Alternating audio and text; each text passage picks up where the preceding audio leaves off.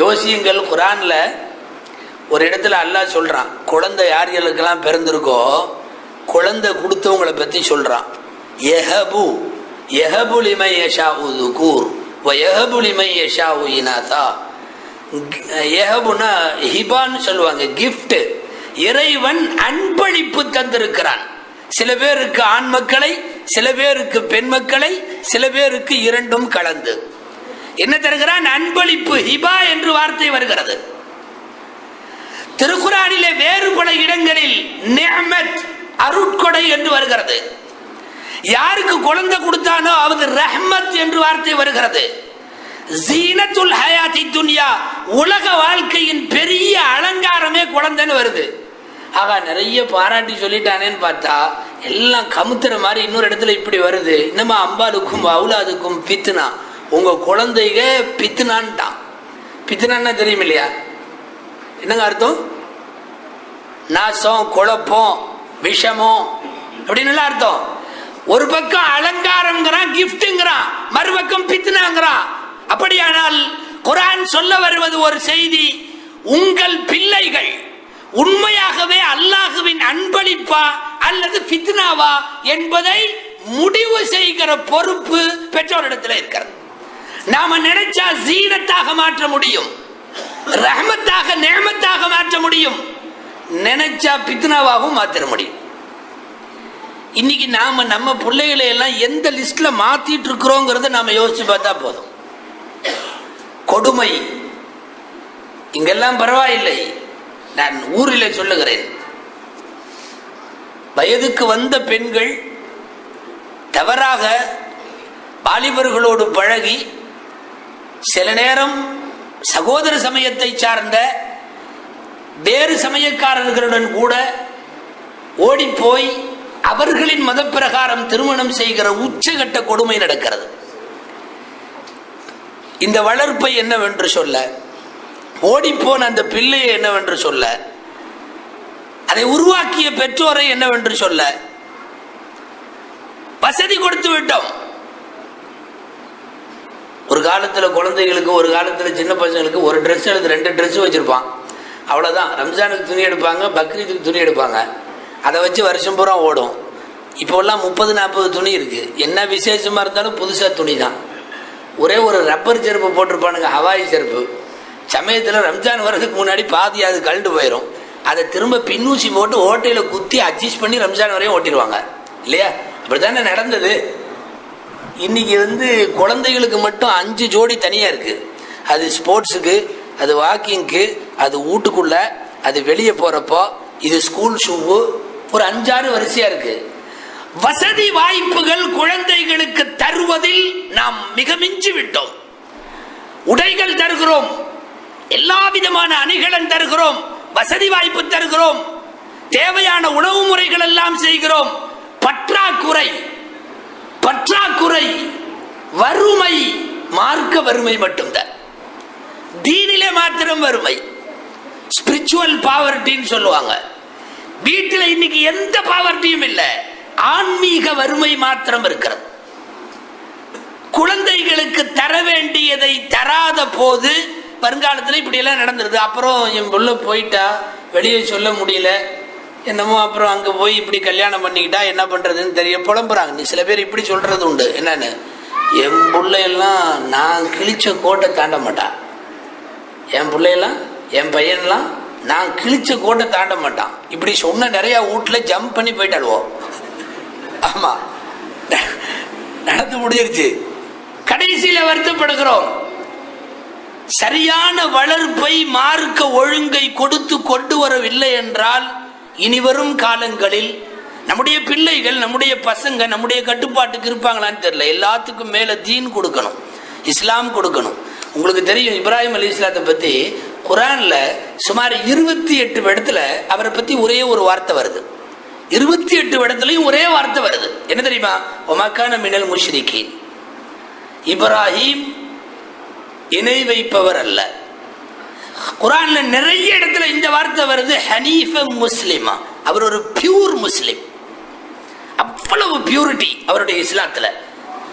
Hanifa அப்படின்னா அதான் அர்த்தம், எந்த பக்கமும் சாராத ஒரே நேர்கோட்டில இருப்பவர் அர்த்தம்.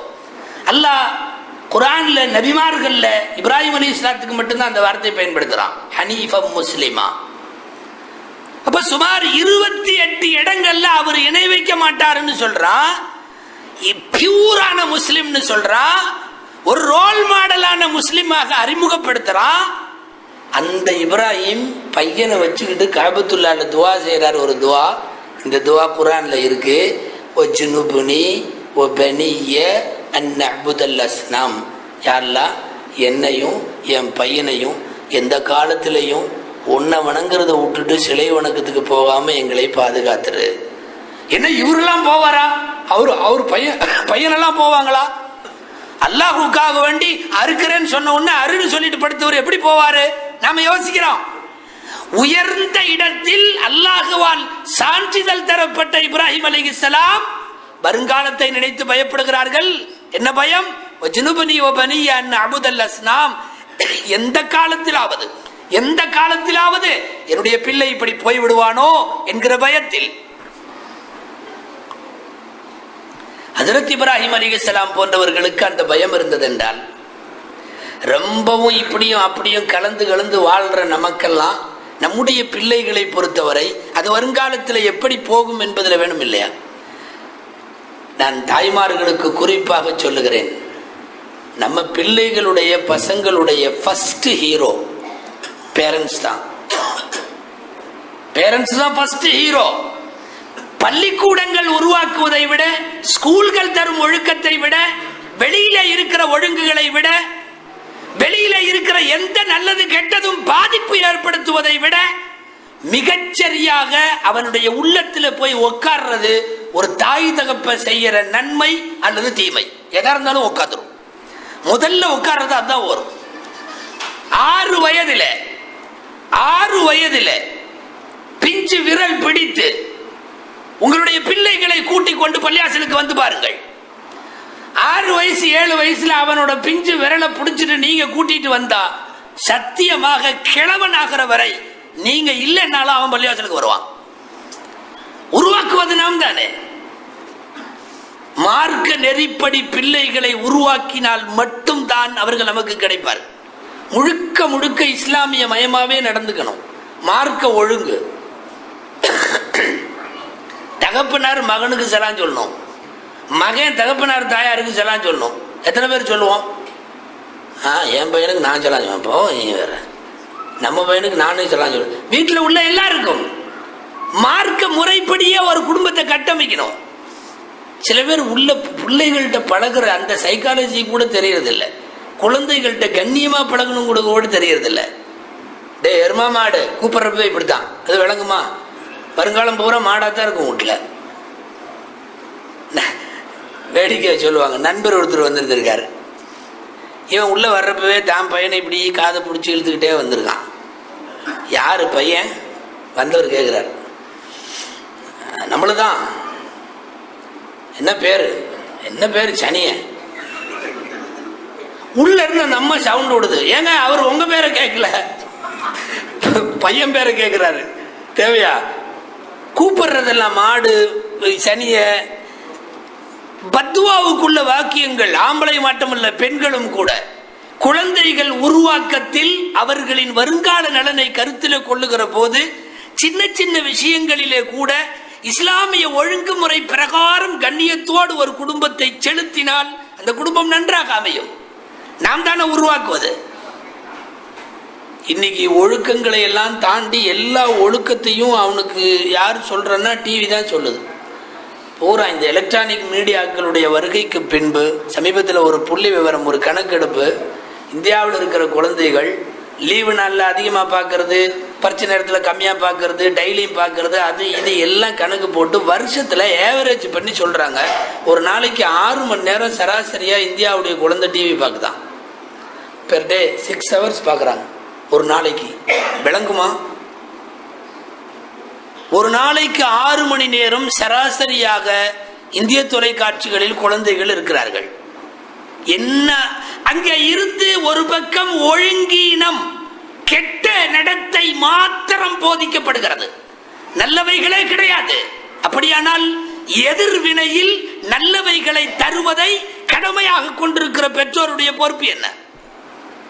தெளிவா இருக்கானு இப்போலாம் பசங்க வேடிக்கையாக சொல்லுவாங்க, தகப்பனார் பையன் கூட உட்காந்து டிவி பார்த்துக்கிட்டே இருந்திருக்காரு, ஏதோ பாட்டு கொஞ்சம் ரொமான்டிக்காக இருக்குது, ரொம்ப கொஞ்சம் அசிங்கமாக இருக்குது, முதல்ல ஏன் உட்காந்து பார்க்கணும்? அவர் என்ன சொல்லியிருக்கார், டேய் போய் தண்ணி மெத்திட்டோடா அனுப்பிச்சி விட்டார் தண்ணி மெத்துறதுக்கு. என்னென்னா அவன் பார்க்கக்கூடாதான், இவர் மட்டும் பார்ப்பாரான் வீட்டில். அவன் போயிட்டான், போய் தண்ணி கொண்டு வந்தான். அதுக்குள்ளே அந்த சீன் நகர்ந்துருச்சு, பிரச்சனை இல்லை, நிம்மதியாக உட்காந்துட்டார். கொஞ்ச நேரம் கழித்து அதை விட மோசமாக இன்னொரு சீன் வருது. இவருக்கு என்ன பண்ணுறதுன்னு தெரியலை. ஆஃப் பண்ணிட்டு போகலாமா, பார்த்துட்டு உட்காந்துருக்கலாமா, பையன் வேறு உட்காந்துருக்கானு, ரொம்ப தர்ம சங்கடம். இவர் இப்போ ஒன்றும் சொல்ல, அவன் கேட்டான், நான் போய் தண்ணி மெத்திட்டு வரட்டா,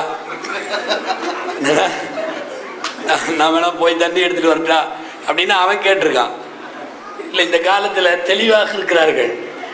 தொலைக்காட்சி போன்றவற்றின் வழியாக நாம் ஜீரணிக்கிற கிரகிக்கிற விஷயங்களை விட டெக்னாலஜியில் தொழில்நுட்பத்தில் இன்னைக்கு நம்ம பிள்ளைகள் நம்மளை விட தாண்டி இருக்காங்க. உண்மை அதுதான். நெஞ்சில கை வைத்து சொல்லுங்கள், தொலைக்காட்சியை பொறுத்தவரை ஒரு விளம்பரமாவது நீங்க வயசுக்கு வந்த பிள்ளைய உட்கார வச்சுட்டு நீங்க ஒன்னா பாத்திர முடியுமா? இன்னைக்கு முடியல, அவ்வளவு அசிங்கம். நான் சினிமா நாடகம் அது அதெல்லாம் பேசல, ஜஸ்ட் ஒரு அட்வர்டைசன், ஒரு விளம்பரம் மாத்திரம். விளம்பரத்தை கூட குடும்பத்தில் இருக்கின்ற பருவத்தை அடைந்து விட்டவர்களை வைத்துக் கொண்டு பார்க்கிற போது சங்கோச்சப்பட வேண்டிய ஒரு சூழ்நிலை.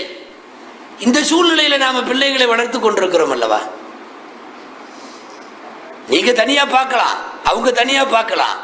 அமருகிற போது ஏற்படுகின்ற அசிங்கங்கள் எவ்வளவு தெரியுமா? ஒரு காலத்தில் நம்ம ஊர்ல எல்லாம் வயசு பிள்ளைகளை வச்சுட்டு கல்யாண பேச்சே பேச மாட்டாங்க.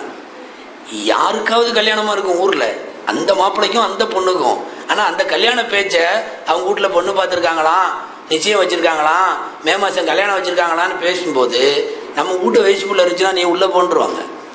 அதை உள்ள அனுப்பிச்சு விட்டுட்டு தான் இவங்க பேசுவாங்க. அந்த அளவிற்கு எந்த வயது பிள்ளையை வைத்துக் கொண்டு எந்த பேச்செல்லாம் பேசக்கூடாதோ அதிலெல்லாம் கவனம் செலுத்திய பரம்பரையினுடைய இன்றைய வழித்தோன்றல் எப்படி இருக்குன்னா, கிளாமரான ஆபாசமான காட்சிகளை கூட ஒட்டுமொத்தமாக அவர்களை எல்லாம் வைத்துக் கொண்டு நாம் அமர்ந்திருக்கிறோமே. உண்மையாகவே இந்த நூற்றாண்டை பொறுத்தவரை தொலைக்காட்சி போன்றவை பெரிய தாக்கத்தை ஏற்படுத்தி இருக்கிறது. குழந்தைகளை எப்படி உருவாக்குது தெரியுமா? வன்முறை, ஆபாசம். 15 வயசுல கொஞ்ச காலத்துக்கு முன்னாடி ஒரு பையனுக்கு தெரிஞ்சிட்டு இருந்த விஷயம் எல்லாம் இன்னைக்கு 8 வயசுல தெரியுது. 8 வயசுல விளைவு என்ன தெரியுமா? வீட்டில் ஏதாவது கணவன் மனைவி அந்த அம்மா அத்தா கொஞ்சம் ஏதாவது செல்லமாகவோ அன்பாகவோ அவர்களுக்கு இடையில பேசிக்கொண்டால் கூட இரட்டை அர்த்தத்தில் 8 வயது பிள்ளை பார்க்கிறார். சாபத்திற்குரிய செய்தி அல்லவா இது? அன்பாக மனைவி இடத்துல பேசுவதை கூட இவனுடைய கண் வேறு விதமாக பார்க்க துவங்குகிறது ஒரு வீட்டுக்குள்ளே என்று சொன்னால், நிறைய அறிவை தந்து விட்டோம் என்ற அடிப்படையில் நாம் பெருமிதம் கொள்ளுகிறோம். மறுபக்கம் கெட்டுப்போவதற்குள்ள எல்லா சூழ்நிலைகளும் எல்லாம் குழந்தை மனசு பூ மாதிரி. அந்த சின்ன குழந்தைய 6 வயசு 7 வயசு மல்லிப்பூ மாதிரி உள்ளம். அதுல போய் ரத்தம், வன்முறை, கத்தி, கொலை, ஆபாசம், பாட்டு, டான்ஸ் என்னென்னமோ காட்டுறான். குரூரமாக வளர்கிறது. பூ மாதிரி வளர வேண்டிய பிள்ளைகள். ஸ்கூல்ல ஒரு டிராமா, பள்ளிக்கூடத்தில் ஆண்டு விழாவில் ஒரு டிராமா ஏற்பாடு பண்ணியாச்சு. எல்லா குழந்தைகளையும் ஏற்பாடு பண்ணியாச்சு. நாடகத்துக்கு தயார் பண்ணுறாங்க. டீச்சர் எல்லாம் சொல்லி தர்றாங்க. ஒரு சின்ன பையன், இன்னும் ஒரு 5-6 வயசு பையன், அவனுக்கு ட்ரைனிங் கொடுக்குறாங்க. என்ன ட்ரைனிங் தெரியுமா? நாடக அந்த ஸ்கிரீன் படி, கதைப்படி என்னன்னா, ஒரு வயசான அம்மா அத்தா 2 பேர் வருவாங்க. வயசானவங்க, 80-90 வயசு உள்ளவங்க, பூரா நரைச்சி போய் குச்சி ஊண்டிட்டு ஒரு தாத்தா ஒரு பாட்டி 2 பேர் வருவாங்க. அவங்க வந்து கதவை தட்டி நாங்கள் கொஞ்சம் இங்கே தங்கிக்கிறோன்னு கேட்பாங்க. அப்போ நீ உடனே என்ன சொல்லணும்? இந்த பையனுக்கு டீச்சர் சொல்லி கொடுக்குது. நீ என்ன சொல்லணும்னா, இங்கெல்லாம் இடமில்ல போ அப்படின்னு சொல்லணும். இதுதான் சீன். இவனுக்கு உள்ளது ஒரே ஒரு சீன் தான், ஒரே ஒரு வார்த்தை தான் இவனுக்கு. என்னன்னா, கதவை திறக்கணும், இங்கெல்லாம் இடமில்ல போ, இவ்வளவுதான். இதை அவனை ஒரு வாரமா மனப்பாடம் பண்ண வச்சு அவனுக்கு ஏகப்பட்ட இதெல்லாம் கொடுத்து அவனை ரெடி பண்ணி ஒரு வாரமா ரெடி ஆயிடுச்சு. கரெக்டா நாடகம். இவன் மாதிரியே தான் மற்ற குழந்தைங்க. அந்த தாத்தா பாட்டி வேஷம் போட்டு வருது, அதுவும் குழந்தைங்க தான். தாத்தா பாட்டி வேஷம் போட்டு குச்சியை உண்டிட்டு வருதுங்க. கதவை தட்டின உடனே இந்த பையன் வெளியே வந்துட்டான். வந்து ஒன்றும் சொல்ல மாட்டேங்கிறான். இப்படி பார்க்குறான். அவன் தாத்தா பாட்டின்னு கேள்விப்பட்டான். ரொம்ப பரிதாபமா தத்ரூபமா பொதிஞ்சிருச்சு இந்த அமைப்பு.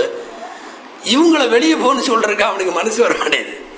குழந்தை உள்ள அப்படித்தானே, யாரையும் எடுத்தெறிஞ்சு அவ்வளோ சீக்கிரமெல்லாம் இது பண்ணாது. பேசாம நிற்கிறான். ஸ்க்ரீனுக்கு பின்னாடி டீச்சர் நின்றுட்டு, சொல்லுடா சொல்லு, இங்கேயெல்லாம் இடமில்லை போன்னு சொல்லு, இங்கேயெல்லாம் இடமில்லை போன்னு சொல்லு. டீச்சரோட டார்ச்சர் வேற. மறுபக்கம் இவங்கள்ட்ட சொல்லியும் ஆகணும். தப்புன்னு என்ன பண்ண தெரியுமா, இங்கெல்லாம் இடமில்லை போங்க, வேணும்னா எங்க வீட்டுக்கு வாங்கண்ணா. அவனுக்கு என்ன சொல்ல வந்தாங்களோ அதை சொல்றதுக்கு அவனால முடியல. நான் எதுக்கு சொல்ல வர்றேன், குழந்தை உள்ளம்ங்கிறது இதுதான். ரொம்ப இலகுதலான உள்ளம், எதை பார்த்தாலும் இறக்கப்படுகிற பூமாதிரி உள்ளம். வன்முறைகளுக்கோ ஆபாசங்களுக்கோ அந்த பால் மனசுல இடமே கொடுக்க கூடாது. ஆனா இந்த சமூகம் இன்றைக்கு வளர்ந்திருக்கிற ஊடகம், அந்த ஊடகம் குழந்தைகளின் மீது ஏற்படுத்துகிற வன்முறை, இது ஒரு பெரிய ஒரு ஐடியாலஜிக்கல் வயலன்ஸ் சொல்லுவாங்கல்ல, கருத்து சார்ந்த வன்முறை. இது ஒரு ஐடியாலஜிக்கல் வயலன்ஸ். இது குழந்தைகள் மீது திணிக்கின்ற மிகவும் அசிங்கத்திற்குரிய காட்டுத்தனமான செயல். குழந்தைகளை வீட்டில் வளர்க்கிற போது நாம் ரொம்ப பொறுப்பாளி. காரணம், இது எல்லாமே சேர்ந்து இதுக்கெல்லாம் பதில் நாம தான். ஒரு காலத்துல ஆசைப்பட்டாங்க, என் பிள்ளைய நான் ஆலிமாக்கணும், என் பிள்ளைய நான் ஆபீஸ் ஆக்கணும். இன்னைக்கு அந்த ஆசை கூட யாரும் படுறதில்லை. என் பையன் வெளிநாடு போகணும், சம்பாதிக்கணும், அவன் அங்கே போய் ஏதாவது பண்ணணும், நிறைய சம்பாதிக்கணும், வீடு கட்டணும். ஆலிமாக்குற ஆசையும் ஆபீஸ் ஆக்குற ஆசையும் ஏன் இந்த காலத்துல இல்லாம போயிருச்சுன்னே தெரியல. அதாவது சூழ்நிலை சந்தர்ப்பம் முடியல. ஆனா ஒரு காலத்துல எல்லாரும் ஆசைப்படுவாங்க. இன்னைக்கு அந்த ஆசை கூட இல்லாத மாதிரி தெரியுது. இன்ஷா அல்லாஹ் எனக்கு குழந்தை பிறந்தா நான் ஆபிஸா வாக்குறேன் அப்படின்னு சொல்றவங்க இன்னைக்கு ஆலிமாக்குறேன் அப்படின்னு சொல்றவங்க அதிகமான பேர் இல்லை. நிறைய காரணம். நான் அங்க ஊர்ல சில விழாக்கள்ல பேசுறப்ப சொல்றது உண்டு. ஒரு உண்மையான காரணம் ஒண்ணு இருக்கு. யாரும் சங்கடப்படக்கூடாது இந்த காரணத்தை சொல்றமேனு, குறிப்பா தாய்மார்கள். என்னன்னா, இந்த அதிகமா குழந்தை இல்லாம போறது ஒரு காரணம். வீட்டில் ஒன்னே ஒன்று இல்லாட்டி ரெண்டே ரெண்டு. முதல்ல ஒரு 4-5 பேர் இருந்தாங்க. டேய் நீ ஓதருக்கு போ, நீ படிக்க போ, நீ கடைக்கு போ, நீ ஃபாரினுக்கு போ. திருமண பக்கமெல்லாம் ஆளுக்கு ஒரு பக்கம் விட முடியுது. இன்னைக்கு என்ன தெரியுமா, இருக்கிறதே ஒன்னே ஒன்று. ஆமாம், இவனை ஓதருக்கு அனுப்பிச்சுட்டு அப்புறம் நான் என்ன பண்ணுறது? ஓதருக்கு அனுப்ப தயாராக இல்லை, ஹாபிஸாக்கவோ ஆலிமாக்கவோ தயாராக இல்லை. ஒரு வகையில் வீடுகள் தோறும் மக்களும் குழந்தைகளும் குறைந்து வருவது கூட ஒரு நல்ல மார்க்க சூழ்நிலையை வீட்டில் ஏற்படுத்த முடியவில்லைன்னு சொல்லலாம். நாம் இது குறித்து ஆழமா யோசிக்கணும். இது ஒரு ஒரு ஆய்வுக்குரிய ஒரு செய்தி. நான் லேசாக அதை உங்களுக்கு தொட்டு வைக்கிறேன். ஏன் அந்த ஆசை கூட இல்லாம போயிடுச்சு? எத்தனை குழந்தைகளிடத்திலே பெரிய பெரிய ஆலிம்களாக, முஃப்திகளாக, சட்டமேதைகளாக ஆகக்கூடிய திறமையை அல்லாஹ் ஒழிச்சு வச்சிருக்கலாம். நமக்கு அது தெரியாது. நாம கொண்டு போய் ரெஸ்டாரண்ட்ல போட்டுருவோம். உண்மை, அவன் பெரிய ஆலிமாக, இந்த உலகத்தின் பெரிய சீர்திருத்தவாதியாக, ஏராளமான பேர் முஸ்லிம் ஆகுவதற்கு காரணமான குழந்தையாக அவனால உருவாக முடியும். ஒரு சஃபர்ல ஸல்லல்லாஹு அலைஹி வஸல்லம் போயிட்டு இருந்தாங்க. சஹாபாக்கெல்லாம் கூட போறாங்க. இந்த மாதிரி நிறைய நிகழ்ச்சி வருது. அதுல ஒரு நிகழ்ச்சி இது, நீங்க கேள்விப்பட்டிருக்கலாம். எதுவுமே குடிக்கிறதுக்கு இல்லை. ஒரு இடையன் ஆடு மேய்ச்சிட்டு இருந்தான். அவன்கிட்ட ஆடு பால் கறந்துக்கிறதுக்கு கேட்டாங்க. சஹாபாக்கள் தான் போய் கேட்டாங்க. ஒரு 8-9 வயசு இருக்கும் அந்த பையனுக்கு. ஆடு கொடுப்பா, பால் கறக்கணும். ஒன்றும் இல்லை, அல்லாஹ்வின் தூதர் முஹம்மது ஸல்லல்லாஹு அலைஹி வஸல்லம் வந்திருக்கிறாங்க. அப்போது இந்த பையன் சொன்னான், சிரிச்சான், இது எல்லாமே மலட்டு ஆடு, இதில் பால் வராது. மலட்டு ஆட்டில் எப்படி நீங்கள் பால் கறப்பீங்க? தெரியாமல் கேட்குறீங்க அப்படின்னா, இங்கே வரும் மலட்டாடோ மற்ற ஆடோ, ஆடு கொடுக்கறது உன் பொறுப்பு, கறக்கிறது ஸல்லல்லாஹு அலைஹி வஸல்லம் கறந்துருவாங்க, அவங்களுக்கு கறக்க தெரியும். என்ன மலட்டாட்டில் பால் கறப்பாரா? இந்த சிறுவன் இடையன் கேட்கிறான், ஆமா நீ ஆடு மட்டும் கொடுத்துட்டாங்க. வழக்கம் போல ரசூல் ஸல்லல்லாஹு அலைஹி வஸல்லம் அவர்கள் அந்த பையன் அங்கே நின்று பார்த்துக்கிட்டே இருக்கான். சின்ன பையன், ஆடு மேய்க்கிற பையன். ஸல்லல்லாஹு அலைஹி வஸல்லம் அமர்ந்தார்கள். மாட்டினுடைய மடுவிலை அமர்ந்து கொண்டு ஓதினார்கள். அல்லாஹ்விடத்தில் என்ன கேட்கிறார்கள். அதுக்கு பிறகு கறந்தாங்க. பால் வருகிறது. நிகழ்ச்சி நமக்கு தெரியும். எல்லாரும் குடிச்சிற அளவுக்கு பால் இருந்தது. எல்லாரும் குடித்தாங்க. ஸல்லல்லாஹு அலைஹி வஸல்லமும் குடித்தாங்க. கடைசியாக குடிக்கும்போது அங்கே தூரத்தில் பார்த்துட்டு இருக்கிற அந்த பையனையே பார்க்குறாங்க. பார்த்துட்டு நபி ஸல்லல்லாஹு அலைஹி வஸல்லம் கேட்டாங்க, உனக்கு ஏதாவது வேணும்னா கேளு, சல் துஅத, கேளுப்பா. அதாவது ஏதோ ஒரு ஹெல்ப் பண்ணியிருக்கான் அந்த பையன் போகிற வழியில். நம்ம திரும்ப ஏதாவது காசோ அல்லது இந்த பாலில் இருந்து கொஞ்சமோ என்ன கேட்குறானோ அதை கொடுக்கலாமே அப்படிங்கிறதுனால உதவிக்கு கைமாறு ஸல்லல்லாஹு அலைஹி வஸல்லம் கேட்குறாங்க, என்ன கேளுப்பா, என்ன வேணும். அந்த பையன் மெதுவாக பக்கத்தில் வந்து கேட்டான், அல்லிம்னி கலிமத்தன் குல்தஹா இந்தல் ஹலப். நீங்கள் ஒன்றும் தரவெல்லாம் வேணாம், என்னமோ ஓதுனீங்கல்ல அது என்னன்னு சொல்லி கொடுங்க. அவன் மெயின் பாயிண்டே பிடிச்சிட்டான். அதாவது இந்த ரீட்டைலில் வாங்குற வேலையெல்லாம் வேணாம், ஹோல்சேலில் வாங்கிடுவோம். சும்மா போட்டுக்கிட்டு நீ வந்து ஏதாவது 1 வெள்ளி 2 வெள்ளி கொடுன்னு கேட்குறக்கோ 1/2 கிளாஸ் பால் கேட்க இந்த வேலையெல்லாம் வேணாம், ஒன்றை கேட்டலான்னு முடிவு பண்ணி அழகாக சொல்கிறான், அல்லிம்னி கலிமத்தன் குல்தஹா இந்தல் ஹலப். நீங்கள் பால் கறக்கிறப்போ என்னமோ ஓதுனீங்கல்ல அது என்னன்னு சொல்லி கொடுங்க. ஸல்லல்லாஹு அலைஹி வஸல்லம் கேட்டாங்க, அஇன்னக குலாமுன் முஅல்லம், அஇன்னக குலாமுன் ஏய் நீ என்ன ஆடு மேய்க்கிற பையன் மாதிரி தெரியலையே, நீ ஏதோ கற்பிக்கப்பட்ட சிறுவனை போல் அல்லவா இருக்கிறாய். குலாமும் முஅல்லமுர், ஒரு ட்ரைனடு ஸ்டூடெண்ட் மாதிரி இல்லை இருக்க நீ, என்ன நீ இப்படி கேட்குற. அவனை விசாரித்து விட்டு நபி ஸல்லல்லாஹு அலைஹி வஸல்லம் அவர்கள் அவன் தோளிலே கை போட்டு சொன்னார்கள், நீ ஆடு மேய்ப்பதற்கு உள்ளவன் அல்ல, உனக்குள்ளே அல்லாஹ் இல்மை சொருகி இருக்கிறான், இல்மின் ஊற்றை அல்லாஹ் வைத்திருக்கிறான், அந்த தாகத்தை வைத்திருக்கிறான், என்னோடு வா என்று கூட்டி வருவார்கள். அந்த சிறுவனை பிற்காலத்தில் பெரிய சஹாபி, பெரிய மேதை, லட்சக்கணக்கில் மார்க்க விஷயங்களை தெரிவித்து ஆயிரக்கணக்கான ஹதீஸுகளை அறிவித்து இந்த உம்மத்தின் சட்ட மேதை என்று பெயர் பெற்ற நாமெல்லாம் அடிக்கடி நூல்களில் வாசிக்கிற ஹதரத் இப்னு மஸ்ஊத் ரலியல்லாஹு அன்ஹு அந்த சிறுவர் 8 வயசுல கொண்டு போய் அவங்க அம்மா அப்பா போட்டாங்க. வழக்கம் போல ஏதோ ஒரு தொழில்ல உள்ளே ஆர்வம் இருக்கிறது, அவனுக்கு கல்வியின் ஆர்வம் இருக்கிறது. சரியான போக்கில் அவனை கொண்டு போனால் அவன் இந்த உலகத்தின் பெரிய சட்டமேதை.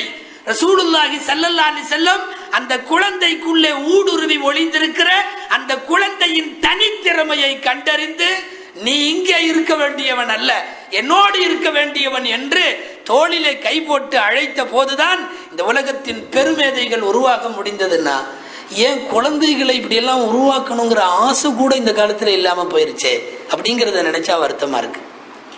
யார்கிட்டையுமே என் புள்ள ஆலிம் ஆகணும், என் புள்ள ஊர் ஒன்று தெரிஞ்சுக்குங்க, கோடீஸ்வரன் ஆயிரலாம், மரியாதை அல்லாஹ்வுடைய இல்மில இருக்கிறது. கோடி வேணுமா, சமுதாயத்தினுடைய லீடர்ஷிப் வேணுமா, தலைமை ஏற்கிற தன்மை வேண்டுமா, அந்த குழந்தையை உலகம் மெச்ச வேண்டும் என்றால் நீங்கள் ஆலிம்களாக ஆஃபிதுகளாக பெரிய பெரிய அளவில் ஆக்க முடியாட்டாலும் குறைந்தபட்சம் மார்க்க நெறிகளை பேணி நடக்கக்கூடிய ஒரு நல்ல இஸ்லாமிய சூழலையாவது அந்த குழந்தைகளுக்கு தர வேண்டுமா இல்லையா?